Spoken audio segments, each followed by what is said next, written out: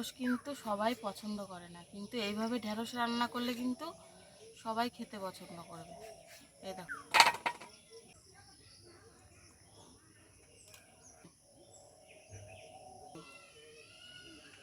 দিয়ে দিচ্ছি পরিমাণ মতো নুন, খেয়ে নেব।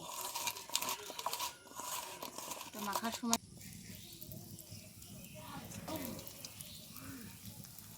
লঙ্কা গুঁড়ো, জিরে আর ধনে গুঁড়ো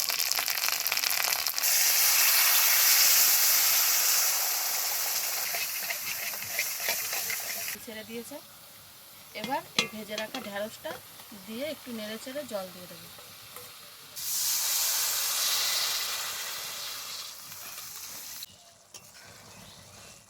এ দেখো, দই ঢ্যাঁড়স একদম। নমস্কার বন্ধুরা, আরপি ভিলেজ স্টোরির পক্ষ থেকে সকলকে জানায় অনেক স্বাগত। আজকে আবার চলে এসেছি প্রতিদিনের মতো দুর্দান্ত একটা রেসিপি নিয়ে। আজকে দেখো, আমাদের জমির এই যে টাটকা কচি একদম ঢ্যাঁড়স নিয়ে চলে এসেছি। এই ঢ্যাঁড়স দিয়ে করে দেখাবো তোমাদেরকে দই ঢ্যাঁড়স। তোমরা কিন্তু পুরো ভিডিওটা দেখবে কিভাবে আমি রেসিপিটা করি। এই ঢ্যাঁড়স হচ্ছে এমন একটা জিনিস যে এটা কিন্তু কাটার পরে আর ধোয়া যাবে না। এটা কাটার পরে ধুলেই একদম ল্যাড়ানি হয়ে যাবে, তো সেটা খেতে ভালো লাগবে না। প্রথমে আমি জল দিয়ে খুব ভালোভাবে ঢ্যাঁড়সটাকে ধুয়ে নেব, তারপরে ঢ্যাঁড়সগুলো কাটবো।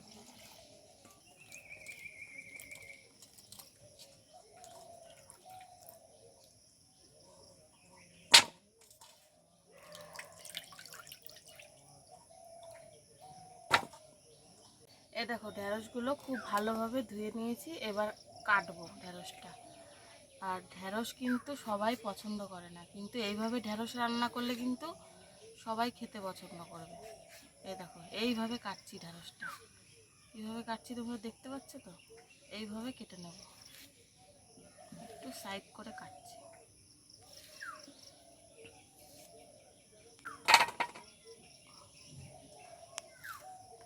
এইভাবে সব ঢ্যাঁড়সগুলো কেটে নেব।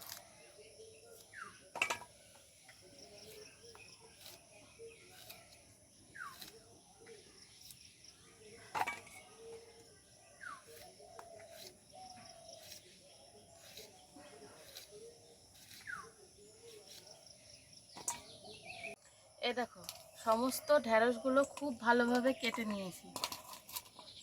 এবার এই ঢ্যাঁড়সের মধ্যে কিছু মশলা মেশাবো।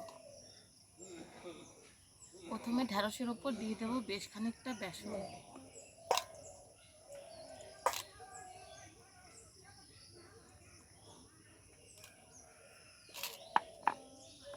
দিয়ে দিচ্ছি হলুদ গুঁড়ো,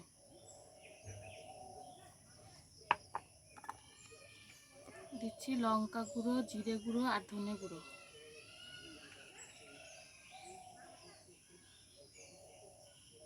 দিয়ে দিচ্ছি পরিমাণ মতো নুন। এবার এটাকে এরকম শুকনো শুকনোই মেখে নেব। তো মাখার সময় কিন্তু জল দেওয়া যাবে না।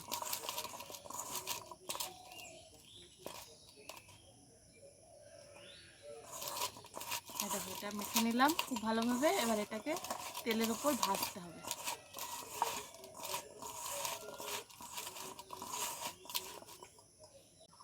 উনুন ধরিয়ে নিয়েছি, কড়াইও বসিয়ে দিয়েছি, আর কড়াইটা গরমও হয়ে গেছে। এবার কড়াইতে দিয়ে দেব সর্ষের তেল।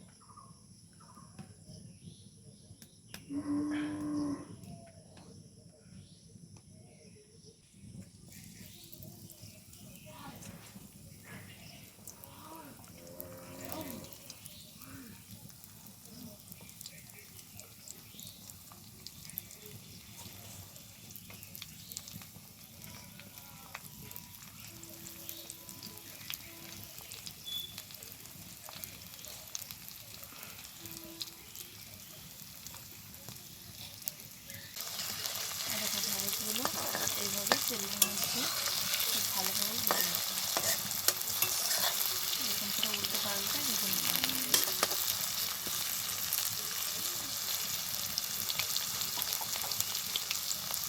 এ দেখো, ঢ্যাঁড়সগুলো খুব ভালোভাবে ভেজে নিয়েছি, এবার তুলে নেব।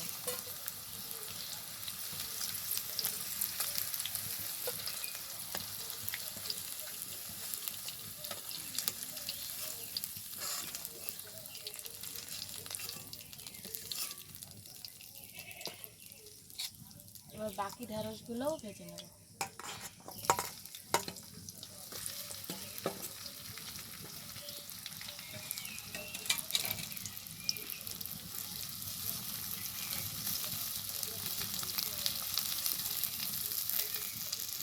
দেখো এই ঢেঁড়সগুলো খুব ভালোভাবে ভেজে নিলাম, এবার এগুলো তুলে নিই।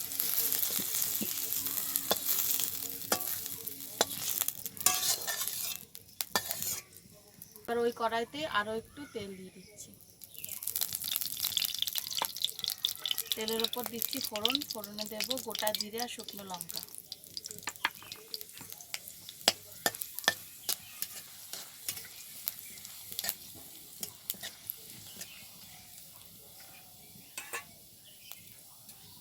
ফোড়ন খুব ভালোভাবে ভেজে নিয়েছি, এবার দিয়ে দিচ্ছি থেতো করে রাখা আদা।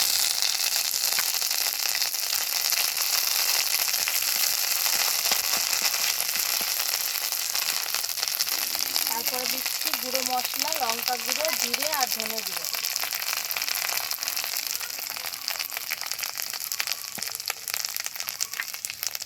পরিমাণ মতো নুনও দিয়ে দিচ্ছি। দিচ্ছি হলুদ গুঁড়ো। সব শেষে দিয়ে দিচ্ছি বেশ খানিকটা টক দই।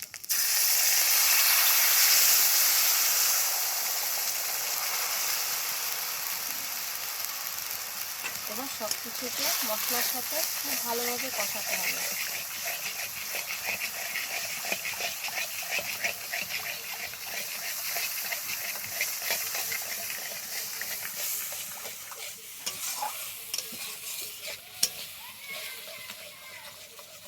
দেখো মশলাটা খুব ভালোভাবে কষিয়ে নিয়েছি, দেখো মশলা থেকে কত সুন্দর তেল ছেড়ে দিয়েছে।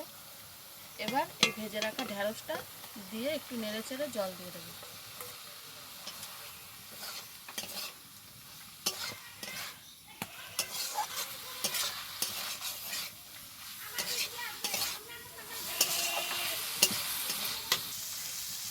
দেখো এটাকে খুব ভালোভাবে মিশিয়ে নিয়েছি, এবার দিয়ে দেবো পরিমাণ মতো জল।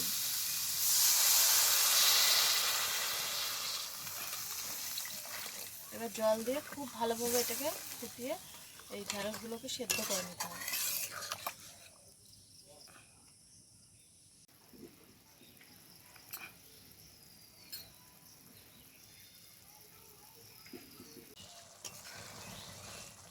দেখো দই ঢেঁড়স একদম রেডি, এবার তুলে নেব।